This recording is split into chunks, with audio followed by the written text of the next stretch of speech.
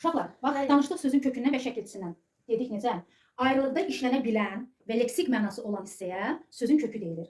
Ayrılıqda işlənə bilməyən və heç bir leksik mənası olmayan hissəsinə şəkilçi deyirik. Və məktəbli sözünə baxırıq. Burada sözün kökü nədir ki? Hansı ki? Məktəb. Sözün kökü məktəbdir, hə? Bəli. Aha, bu ayrılıqda işlənə bilir. Lolo ayrılıqda işlənə bilirmi? Bəli. Şəkilçidir. Buna şəkilçi deyilir. Li hissəsinə şəkilçi deyilir. Sözün kökü məktəbdir, hə? Bildik. Ayrılıqda işlənə bilən və leksik mənası olan hissəyə sözün kökü deyilir. Ayrılıqda işlənə bilməyən və leksik mənası olmayan hissəsinə isə şəkilçi deyirik. Deməli, bir var söz düzəldici şəkilçilər, hə? Söz düzəldici şəkilçilər hansılardır? Sayaq. Söz düzəldici şəkilçilər.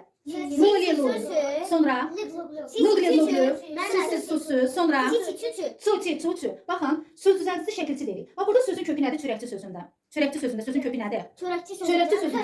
Çörəkçinin kökü çörəkdir, hə?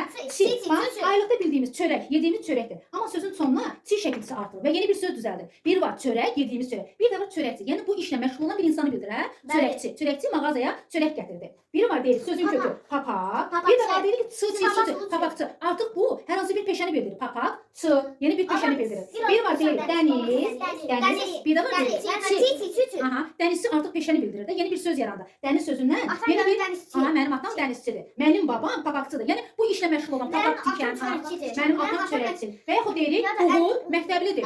Bir var məktəblidir. Aha, bir də var deyirik, məktəbli. Falan. Bir də dedik ki, hər hansı bir sözə sayıqla başlayan şəkilçi artırdıqda k y-ya, q g-ya çevrilir. Məsələn deyirik, kəpənək, kəpənək. Hə? Bir dənə sayıqla başlayan şəkilçi artırırıq. Un. İndi baxın, kəpənəyin. Sözün sonu artıq k y-ya çevrildi. Kəpənəyin. Bir dənə deyək, qulag yazaq. Qulag. Sayıqla başlayan şəkilçi artırırıq. Olur. Bir dənə un artıraq. Qulağın oldu. Qıya çevrildi. Başa düşdük bunu?